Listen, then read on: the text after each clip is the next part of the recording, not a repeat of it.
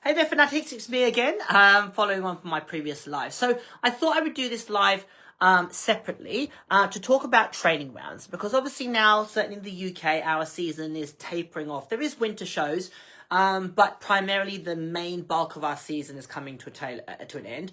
And obviously people are looking at the winter's training and then moving forward. And I wanted to talk about training rounds. I believe in the States they call them... are they fix and goes or matches? And obviously different sports have different rules of whether you can or can't take reinforcement into competition.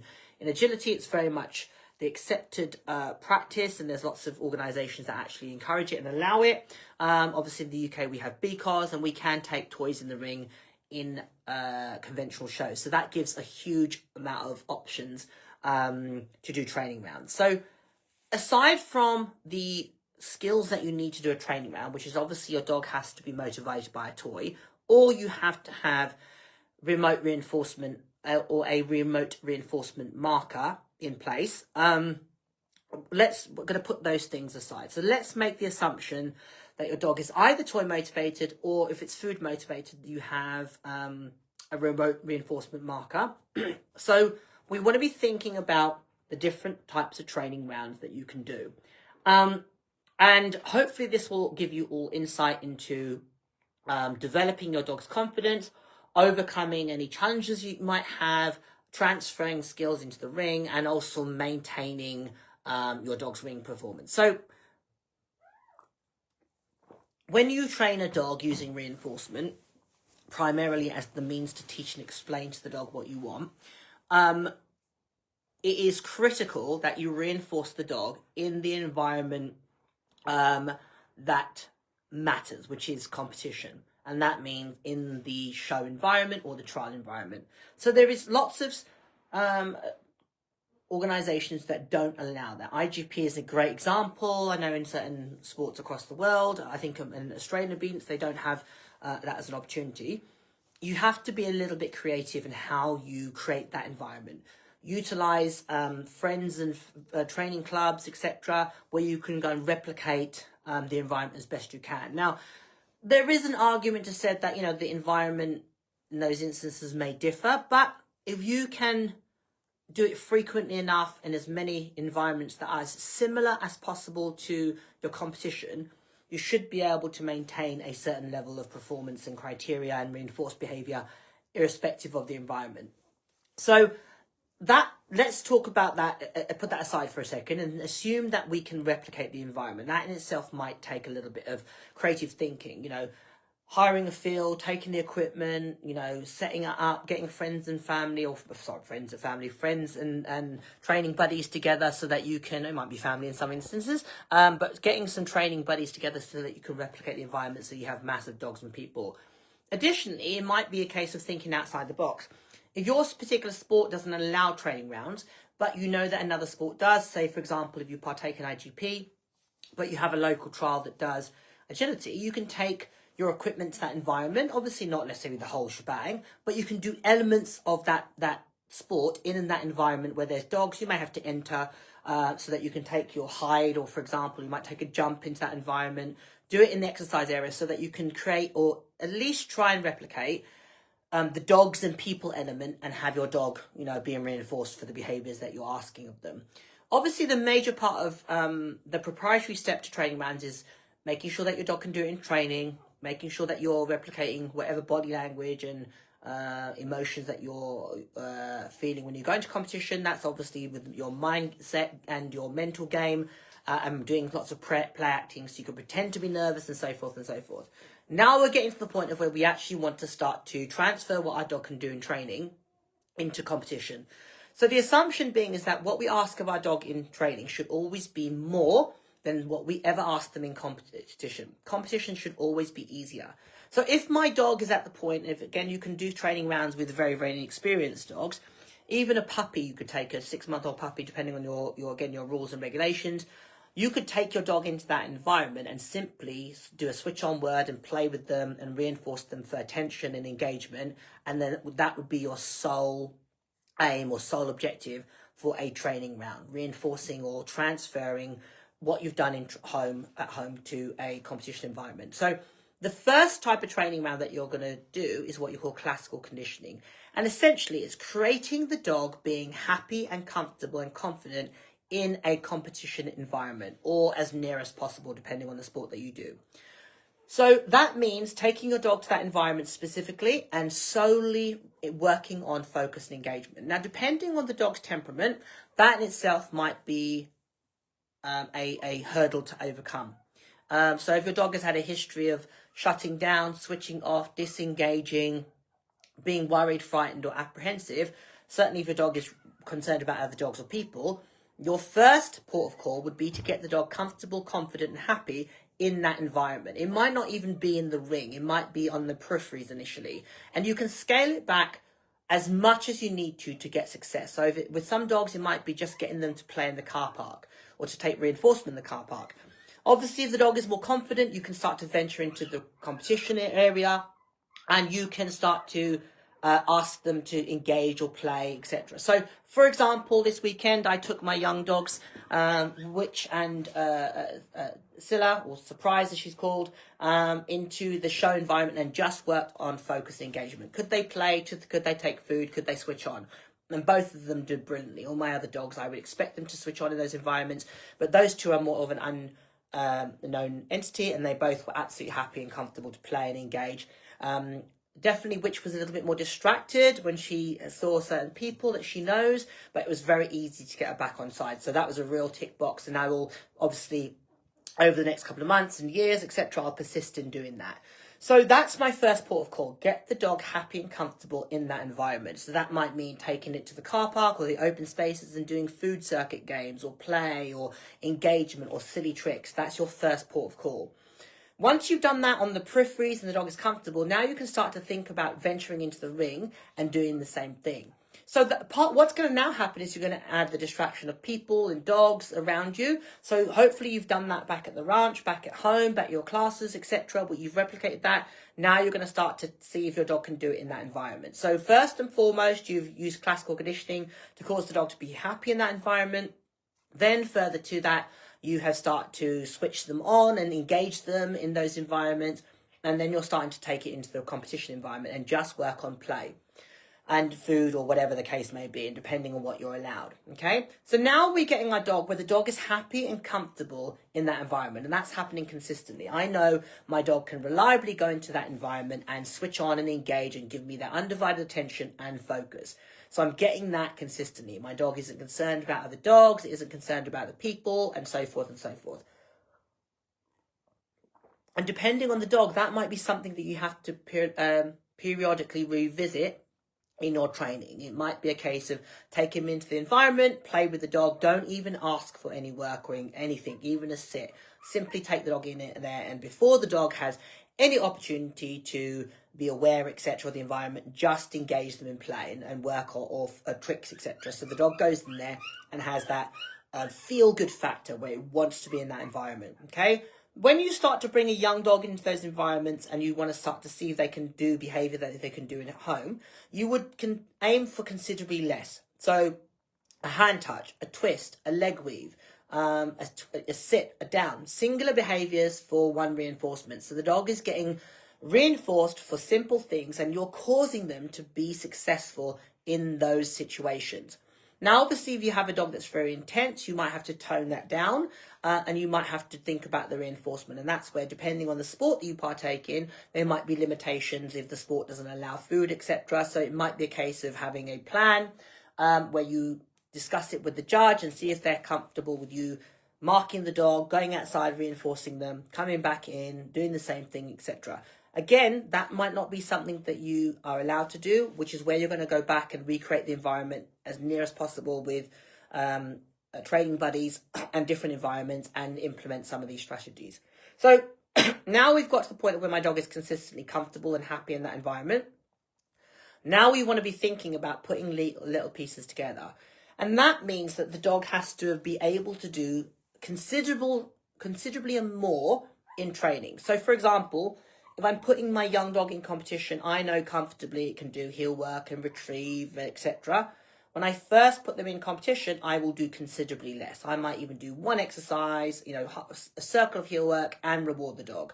Then I might do a fun recall and reward the dog, and a very informal retrieve and reward the dog. And then that might be all I do. And again, that would be dog dependent. Over a period of time, I'd be looking to start to piece more and more and more together. But the caveat to that is, back at the ranch, I'm putting more formality in. So formality becomes the dog's bread and butter. The dog is familiar with the picture that you have in training, okay? So you're now getting the dog in that environment. The dog's happy, it's comfortable. You can do little bits and pieces, and now you're going to start to string little elements together. You might chain 2 exercises or 3 exercises or 3 elements, etc. So the dog is going into that environment, and it isn't dependent on constant reinforcement to offer the behavior and so forth and so forth. Okay? Now, moving forward, we've now started to think about we want to compete with this dog. So we would then have a build up to when we're going to compete. So I'd look at my calendar, I'd say, okay, I've got a run of shows, and I'm going to aim to have a little stab at competing at such and such event, because I know the judge is going to set a test or a course or whatever that's reasonable. I know the environment, I can go there, I can frequent it, everything is in your favour. And prior to that, you would build up to that point. So I've put all my groundwork in. I'm now going to, do my training rounds in preparation. I have a little go at competing. Now I reevaluate. And it shouldn't be a case of because the dog wins that you go, oh, yes, great, I'm now going to tick the box. You want to constantly looking at it objectively. And your reference, your benchmark is how far off competing, how far off my dog's competitive performance was my dog in compared to its home performance. So home performance versus competitive performance. Home versus away. How good was my dog in comparison to what it can do at home? And again, you're looking at that always being your evaluation, because most of our dogs are fantastic at home. So that's what we're trying to create in a competition environment. Now, I'm a great believer in training rounds. I will do them a lot, but there is a balance between doing them so much that your dog is not being exposed and given depth and strength. So you want to find the sweet spot that's appropriate for you and the dog, and that's really critical. Some dogs, you can get away with more competitive rounds. Other dogs need a higher frequency of training rounds. So the 3 dogs that I compete with at the present, Great, Girly, and Kinder. Girly, definitely when she was younger, she probably had about a 50-50 ratio. Kinder probably had, because he come out post-COVID, slightly different with him. So he didn't compete a lot per se. And Great needs a high percentage of training rounds to maintain her confidence. So again, it's dog dependent. She's very sensitive, so I have to keep on revisiting that confidence building and building her confidence and strength up, I should say, in a competition environment. So you need to taper it for the dog. So you're going to now put your dog in and you're going to start that process of competing. Now you need to be thinking about shifting your mindset from classically conditioning your dog to feel good at a competition, transferring what your dog can do into competition and testing. Now you're on the maintenance side of things, where you are competing on a semi-regular basis. Depending on the dog would dictate how often you compete. And then you're starting to maintain behavior. What often happens is people will compete. They will allow shifts in criteria and their standards drop. And then they'll go and do a whole bunch of training rounds or training the rings or match and goes to fix problems. Whereas if you're a little bit more objective, the hope is that you are maintaining behavior rather than fixing behavior. So, and that takes a level of discipline, and it takes looking at your calendar or your season and being structured about where you're going to compete, what you're aiming for, trying to be mindful and intentional about where you build up to that point, and then having a go, and obviously then always being objective about your performance. Did the dog meet criteria? Did the dog meet criteria? And maintaining behavior before it goes wrong. So the ideal would be that every now and again you'd mark the dog for a sharp sit or a good left turn or a tight jump performance or a good weave entry or a good indication of the article, whatever it might be, depending on the sport you partake in. You would maintain that by randomly reinforcing the dog for those behaviors. Now, the hope is, if you've done it correctly in training, the dog should start to play the Russian roulette or the gambling of a casino machine in their training and their performance. They go into competition hoping that this is the thing that's going to lead them to reinforcement. If they offer this response to this criteria, they will get reinforcement. And that's really, really important to cause them to maintain performance as you trained.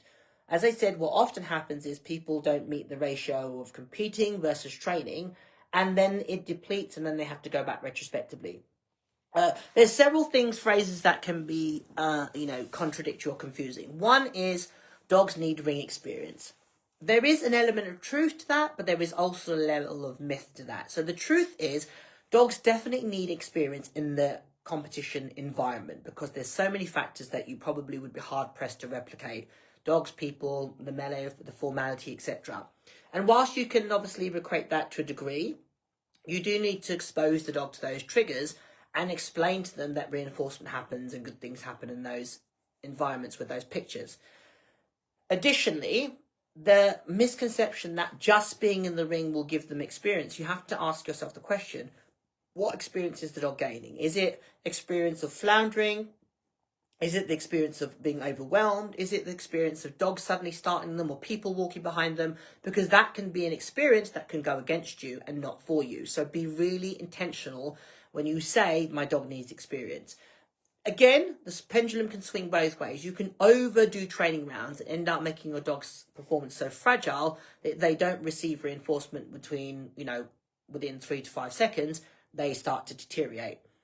And similarly, you can over-compete with your dog where you let rot set in and then the dog is underperforming and then you have to revert to pulling the dog from the ring, etc., etc. So it is a little bit of a balancing act between reinforcing and competing. And again, if you view your training in a dog's competition career as in putting investment or money into a bank account, every time you go to competition, you are withdrawing.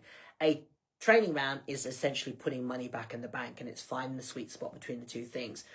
Be mindful of, that when your dog goes to competition, it's a very different experience for them. So evaluating and using that as your indicator of whether your dog is ready to progress, as opposed to rosettes. The biggest thing that people do is they allow rosettes to dictate if their dog is successful or not. And often you can do a brilliant performance and the dog doesn't receive a rosette, and then you can underperform and you can win. So don't ever use that as your benchmark.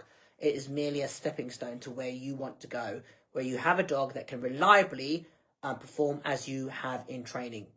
Again, the biggest thing is, first and foremost, and this is where most people, the first question I pose to people is, can the dog do it in training? Can the dog do the behaviour and the in-ring competition or with the formality in an environment that it's totally comfortable with? Because if it can't do it there, it's most definitely not going to do it in competition. So that should be the first question you ask. Can the dog do it in my garden in its entirety with no reinforcement formally?